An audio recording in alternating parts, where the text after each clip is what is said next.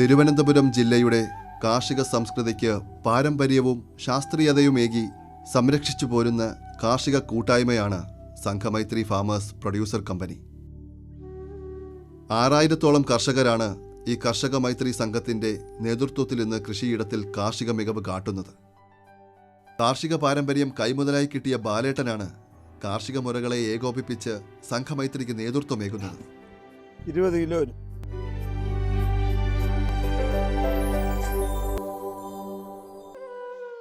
ബാലേട്ടന്റെ നരുവാമൂട് ഗ്രാമത്തിലെ കൃഷിയിടമാണിത്.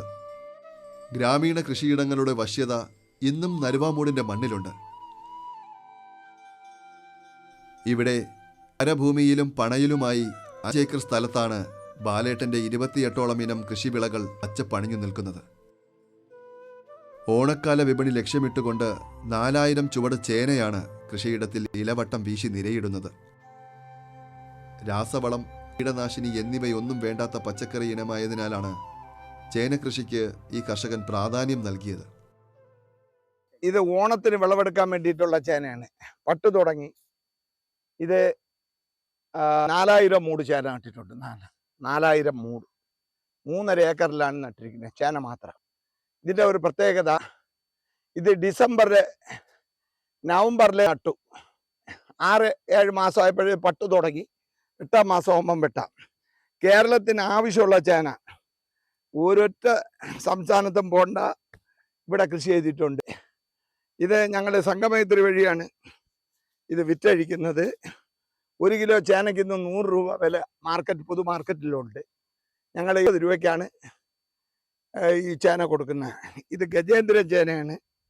ഇത് ഒരു 12 കിലോ ചേന വരും. 12 കിലോ.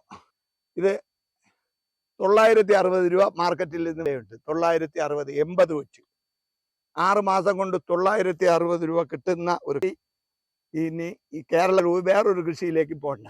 അതാണ് പ്രത്യേകത. ഇത് ചൊറിയില്ല, അകം വെള്ള കളറാണ്. ഇതാ എൻ്റെ വെയിറ്റ് നോക്കുമ്പോൾ അറിയാം. ഇത് ഒരു 6 മാസമേ ആയുള്ളൂ നട്ടിട്ട് 960 രൂപ ആ ചേനയിൽ കിട്ടും. ഇതുപോലെ ഏകദേശം 4000 മൂട് ചേന ഉണ്ട്. ഇതാണ് ഇപ്പം കൃഷി എന്ന് പറഞ്ഞ സയൻസാണ്. അത് മണ്ണിൽ പരീക്ഷിക്കുക, മണ്ണരെ സംരക്ഷിക്കുക, അതാണ് നമ്മുടെ ലക്ഷ്യം. വിപണന പുറമെ വിത്തിനായി 1000 ചുവട് ഗജേന്ദ്ര ഇനം ചേനകളും പുരയിടത്തിൽ തഴച്ചു വളരുന്നു. വിത്ത് ചേനയ്ക്ക് പ്രത്യേക പരിചരണം ആവശ്യമാണ്. വിത്തിന് മാത്രം ഉപയോഗിക്കാൻ വേണ്ടി നട്ടിരിക്കുകയാണ്. ഞങ്ങളിവിടെ കൃഷി ചെയ്യുന്നത് ഒരു 5 അടി അകലത്തിൽ കുഴി വെട്ടിയതിന് ശേഷം വിത്ത് വച്ചതിന് ശേഷം അതിൽ പൗഡർ ഇടുമ്പോൾ ടാക്നിമോ ഇടും. ടാക്നിമോ അത് നിമിറ്റോഡിനെ ചേർക്കാനാണ്. ടാക്നിമോ ഇട്ടതിന് ശേഷം മണ്ണ് മൂടിയിട്ട് അതിന് 50 ഗ്രാം സോയിൽ റിച്ച് ഇട്ട് കൊടുക്കും.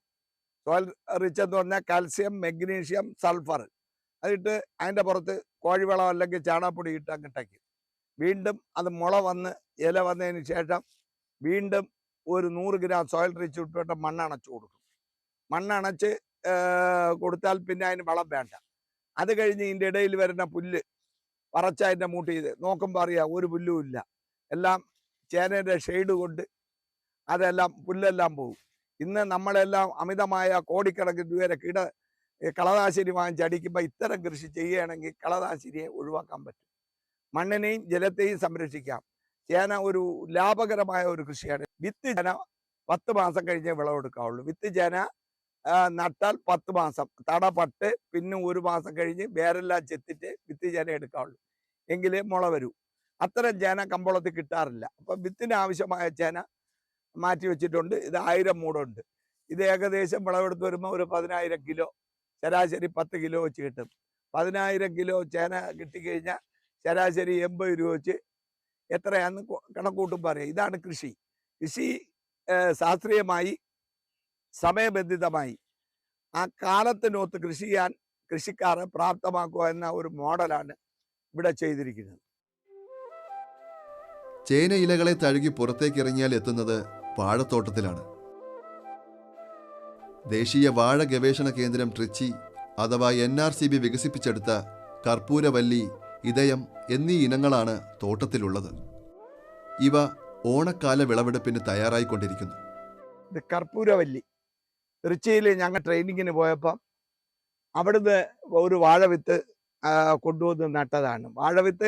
ഒരു വാഴവിത്ത് കൊണ്ടുവന്നിട്ട് അതിൻ്റെ മാണത്തിൽ നിന്ന് ടിഷ്യൂ കൾച്ചർ ഉണ്ടാക്കി. അവർ പഠിച്ചതനുസരിച്ച് ടിഷ്യൂ കൾച്ചർ ഇപ്പം വ്യാപകമായ കൃഷിക്കാരിലുണ്ട്. കർപ്പൂരവല്ലി. ഈ കർപ്പൂരവല്ലിക്ക് പ്രത്യേകത എന്ന് പറഞ്ഞാൽ പഴം 70 രൂപ മാർക്കറ്റിൽ വിലയാണ്. കൃഷിക്കാരന് 45-50 രൂപ വില കിട്ടും. നല്ല സ്വാദാണ്, നല്ല ഷുഗർ കണ്ടന്റ് കുറവാണ്, നൈസ് തൊലിയാണ്, രോഗകീടബാധകളൊന്നുമില്ല. അവർ ഡെവലപ്പ് ചെയ്തിട്ട് ഒരു 3 വർഷമേ ആയുള്ളൂ. അപ്പോഴെല്ലാം നമുക്ക് വിത്ത് കിട്ടി. ആ വിത്ത് കിട്ടിയതിൽ ഏറ്റവും ഇപ്പോൾ വാഴ കൃഷി ചെയ്തതിൽ കാറ്റിനെ അതിജീവിക്കാൻ, തടയൊക്കെ നല്ല കനമാണ്, പെട്ടെന്ന് അടിച്ചോടിക്കില്ല, അതിജീവിക്കാൻ കഴിവുള്ളതാണ് ഈ കർപ്പൂരവല്ലി. അതുപോലെ NRCB ഡെവലപ്പ് ചെയ്തതാണ് ഇതയം. ആ ഇതയും 40-50 കിലോ കിട്ടും. ഇതും 40-50 കിലോ വാഴക്കൊലയ്ക്ക് വെയിറ്റ് വരും. ഇതെന്ന് പറഞ്ഞാൽ രോഗപ്രതിരോധ ശേഷി.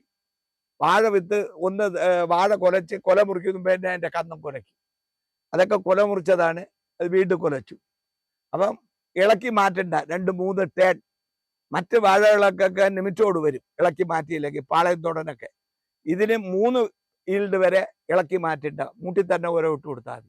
ഇന്ന് ജോലിക്കാരെ കിട്ടാൻ നിവൃത്തിയില്ല, ചവറുവാരി മറ്റേ വിളയിൽ കൊണ്ടിടുമ്പോൾ ഒരു ഇതയം നട്ട്, ഒരു കർപ്പൂരവല്ലി നട്ട്, ആ വേസ്റ്റ് എല്ലാം വീട്ടിലെ വാരി അതിന് ഇട്ട് കൊടുത്താൽ കൊലയും കിട്ടും, നമ്മുടെ മാലിന്യവും മാറും.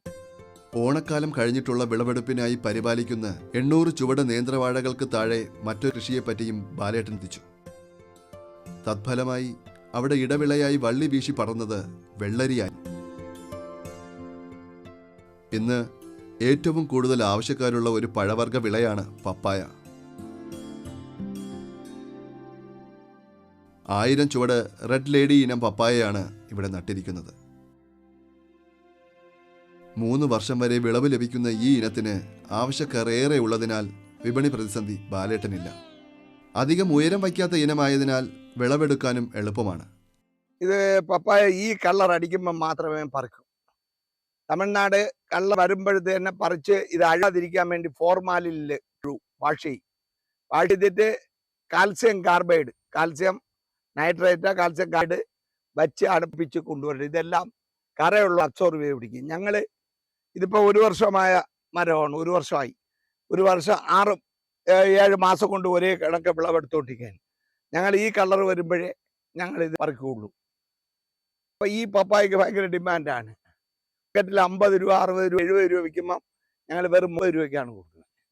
പപ്പായയുടെ ഇടയിൽ ചേനയും കൃഷി ചെയ്തിട്ടുണ്ട്. ചേനയുടെ ഒരു മൂലകവും പപ്പായ വലിച്ചെടുക്കില്ല, പപ്പായയുടെ ഒരു മൂലകവും ചേനയും വലിച്ചെടുക്കില്ല. ഒറ്റ വിഷയമേ ഉള്ളൂ, മഴ പെയ്താൽ ഇതിന് മധുരം കുറയും, അപ്പം ഇത് വാങ്ങാൻ ആൾ കാണൂല. ആ ഒരു വിഷയമേ ഉള്ളൂ. ഏറ്റവും പോഷകമൂല്യമുള്ള ബീറ്റാ കരോട്ടിൻ്റെ ഏറ്റവും കൂടുതലുള്ള പപ്പായയാണ്. ഇത് നാച്ചുറലായിട്ട് ബർത്ത് ചെയ്ത് വരുന്നത്. ഇത് സംഘമൈത്രിയുടെ എല്ലാ സ്റ്റാൾ വഴി ഞങ്ങൾ വിറ്റഴിക്കുന്നു. കച്ചവടം മാത്രമല്ല, കൃഷി മാത്രമല്ല, മറ്റുള്ളവരെ ജീവൻ നിലനിൽക്കാനുള്ള പ്രക്രിയയ്ക്കൂടെ നമ്മൾ പ്രകൃതിയെ ഉപയോഗപ്പെടുത്തുന്നു. അതാണ് ഇത്തരം കൃഷികളിലൂടെ നമ്മൾ ചെയ്യുന്നത്. ഓണക്കാല കച്ചവട ഇനങ്ങളിൽ ഹൈബ്രിഡ് പയറിനും ഈ കർഷകൻ പ്രാമുഖ്യം നൽകി. 10 വീതിയുള്ള 10 തടമെടുത്താണ് ഈ പയർ നട്ടിരിക്കുന്നത്. ഓരോ തടത്തിലും നിറക്കൂട്ടൊരുക്കി ഇടവിളയായി പച്ചക്കറി വിഭവങ്ങളുമുണ്ട്. വള്ളിച്ചെടികൾക്കായി പന്തൽ കെട്ടാനും പടർത്താനുമായി ഒരു സഹായിയുമുണ്ട്. ഈ വയലിൽ പയറ്, വെണ്ട, സലാഡ്, വെള്ളരി, കത്തി, വഴുതനം മുതലായവയാണ് ഈ കൃഷി ചെയ്തിട്ടുള്ളത്. ജൈവ കൃഷിയിൽ അടിസ്ഥാനമാക്കിയാണ് കൃഷി ചെയ്തിട്ടുള്ളത്. ചാണകപ്പൊടി, വേപ്പിൻ പിണ്ണാക്ക് എന്നിവ അടിവളമായിട്ടാണ് ആദ്യം നമ്മൾ വിത്തിടുന്നത്. സ്യൂഡോമോണസ് ലായനിയിൽ മുക്കി 3 മണിക്കൂർ വച്ച ശേഷമാണ് ഈ പയർ വിത്ത് നടുന്നത്. രോഗപ്രതിരോധ ശേഷി കൂടുന്നതിന് ഇത് സഹായിക്കും. ഈ വയലിൽ ഫോള എന്ന വിത്താണ് നട്ടിട്ടുള്ളത്. ഹൈബ്രിഡ് ഇനമായ ഈ ഇനം 45 ദിവസമാകുമ്പോൾ പൂ വന്നു തുടങ്ങും. 1 കിലോ പയറിന് ഏകദേശം ഒരു 25-26 പയർ മതിയാകും. ഇപ്പോൾ ശരാശരി 100 രൂപ വില ലഭിക്കുന്നുണ്ട്.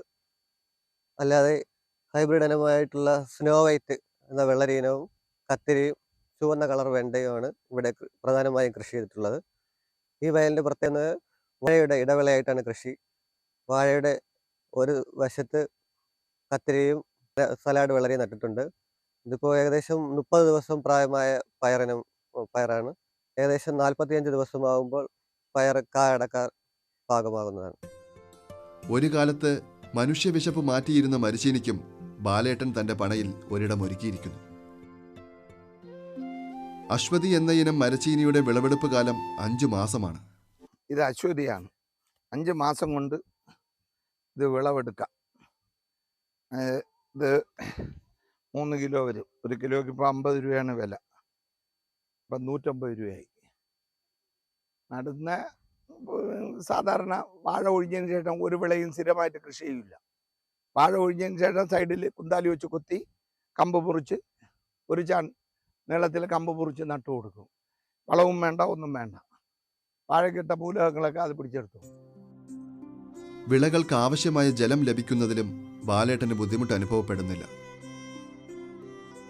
വെള്ളായണി കായലിൽ നിന്നും തീർത്ത തോട് വഴി വരുന്ന വെള്ളത്ത് നനച്ചു കൊടുക്കുന്നതിനൊപ്പം സോളാർ സിസ്റ്റം വഴിയുള്ള സ്പ്രിംഗ്ലർ സംവിധാനത്തിലൂടെയും കാർഷിക വിളകൾക്ക് യഥേഷ്ടം വെള്ളം ലഭിക്കുന്നു. ഈ പരമ്പരാഗതമായി കൃഷി ചെയ്യുന്ന കർഷകർ കൃഷിയിൽ നിന്ന് വിട്ടുപോകില്ല. ഇടയ്ക്ക് കാലവർഷം വളരെ ഈ മഴ പെയ്യേണ്ട സമയത്ത് മഴയില്ല, വേനൽ വിട്ടേണ്ട വേനലില്ല. അങ്ങനെ ഈ വള്ളിവർഗ ചെടി, വെള്ളരി അങ്ങനെയുള്ള ചെറു കൃഷിയൊക്കെ വ്യാപകമായ നഷ്ടമാണ്. ഈ ഓണത്തിൽ എന്തായാലും കൃഷിക്കാരന് ഭീമമായ നഷ്ടമാണ്. എന്നിരുന്നാലും കർഷകർ പരമ്പരാഗതമായി കൃഷി ചെയ്യുന്ന അവൻ്റെ ഉപജീവനം എന്നുള്ള നിലയിൽ അവന് വേറൊരു തൊഴിലും അറിഞ്ഞുകൂടാത്തതുകൊണ്ട് അവൻ കൃഷി എന്നുള്ള ഇത് കൺസെപ്റ്റിൽ നിൽക്കുന്നത് കൊണ്ട് ഓണത്തിന് പച്ചക്കറിക്ക് ഷോർട്ടേജ് വരില്ല. വാഴക്കൊലയ്ക്ക് ഷോർട്ടേജ് വരും. കാരണം വാഴകളെല്ലാം അത് വിളവെത്തുന്ന മുമ്പേ തന്നെ ഒടിഞ്ഞു വീഴുന്ന് നശിച്ചു പോയി. സംഘമൈത്രിക്ക് മാത്രം 4000 കർഷകർക്ക് 2 ലക്ഷം മൂട് വാഴ നഷ്ടപ്പെട്ടു. 8 കോടി രൂപയുടെ നഷ്ടമാണ്. 1 കിലോ ഇറക്കി ഇപ്പോൾ 80 രൂപ 70 രൂപ വില ഇരിക്കുകയാണ്. കർഷകന് 70 രൂപ കൊടുക്കുകയാണ്. അപ്പോൾ ശരാശരി 10 കിലോ വന്നാൽ 700 രൂപ കിട്ടും. അങ്ങനെ 2 ലക്ഷം മൂട് വാഴ, 465 ഹെക്ടർ തിരുവനന്തപുരം ജില്ലയിൽ കൃഷി ചെയ്തിരുന്ന വാഴയാണ് നഷ്ടപ്പെട്ടത്. അതുകൊണ്ട് മറ്റ് വിളകളിലേക്ക് കുറച്ച് മാറിത്തുടങ്ങി. വാഴ മാറി, കാറ്റ് ബാധിക്കാത്ത കൃഷിയിലേക്ക് നമ്മൾ മാറിത്തുടങ്ങി. പ്രതികൂല കാലാവസ്ഥയും അതിലൂടെ സംജാതമായ കാറ്റിലും പെട്ട് വ്യാപകമായ കൃഷിനാശം സംഭവിച്ച സ്ഥലം കൂടിയാണ് നരുവാമ്പ്.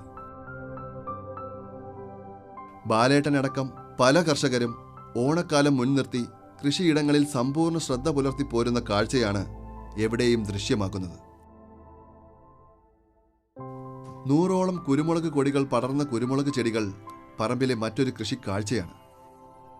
പുരയിടത്തിലെ കവുങ്ങിലും തെങ്ങിലും പ്ലാവിലും പോരാഞ്ഞ് മുരിങ്ങയിലുമാണ് കുരുമുളക് വള്ളികൾ പടർത്തിയിരിക്കുന്നത്.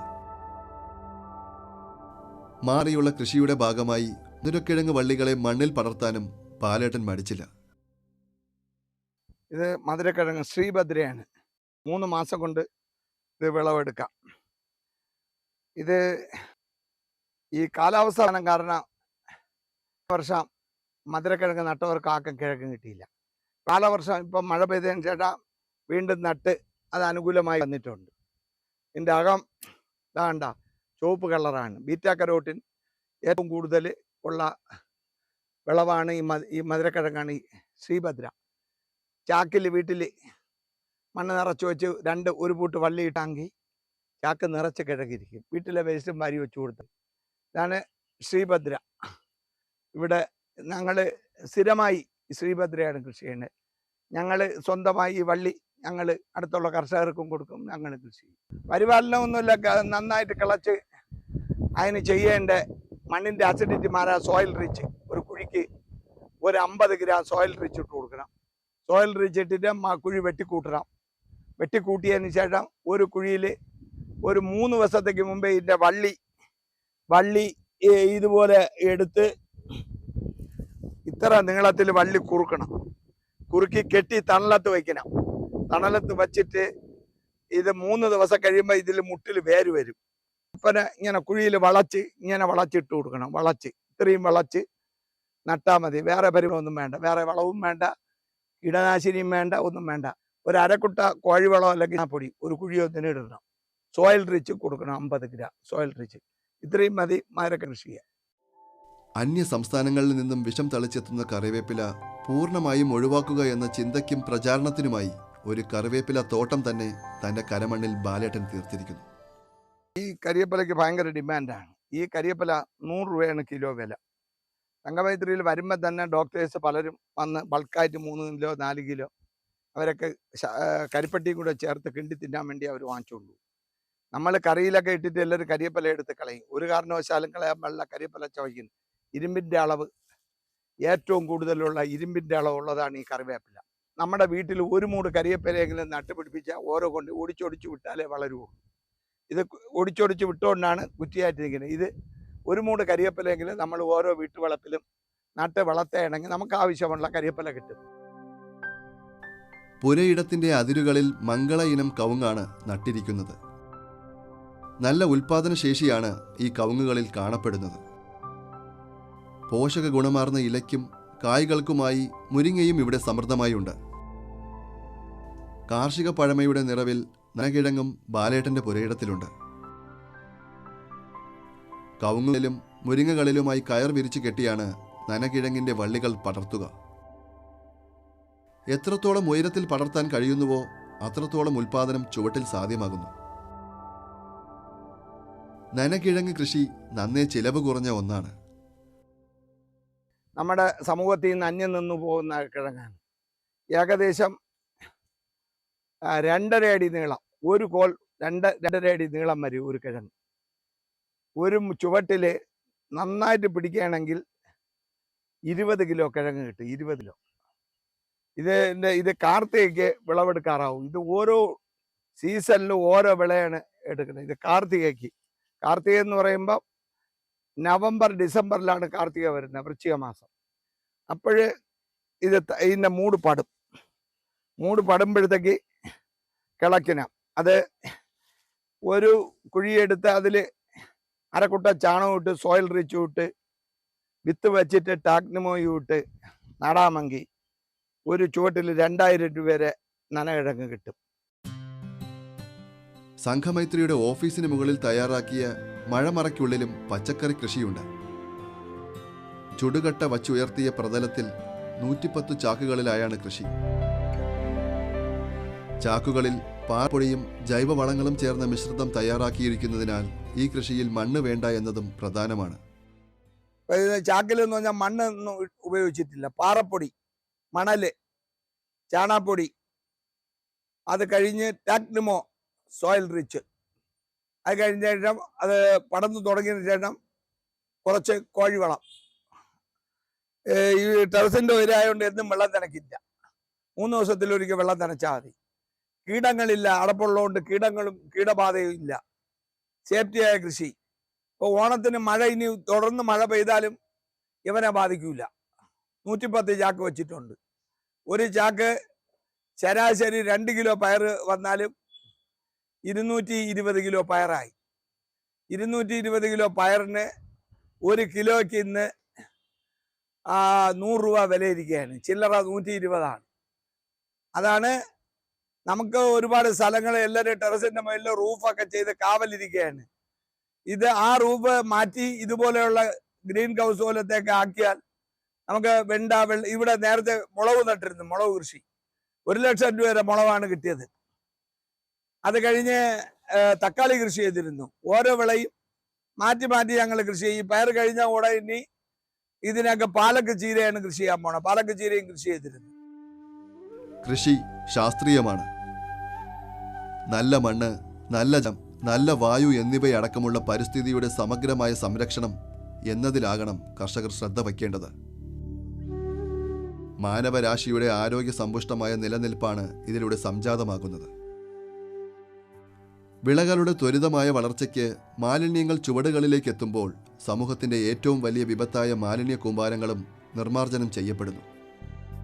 കാലങ്ങൾ നീണ്ട കാർഷിക കരുത്തിൽ തിരുവനന്തപുരത്തെ സംഘമൈത്രി ഫാമേഴ്സ് പ്രൊഡ്യൂസർ കമ്പനിയുടെ ചെയർമാൻ കൂടിയായ ബാലേട്ടൻ ഇത് പറഞ്ഞു വയ്ക്കുമ്പോൾ അത് കാതോട് കാതോരം മലയാള സമൂഹത്തിന്റെ മനസ്സിലേക്ക് ഒരു വള്ളിച്ചാർത്ത് പോലെ പടർന്നു പരിലസിക്കട്ടെ എന്ന് കൃഷിദർശനം ആശിക്കുന്നു.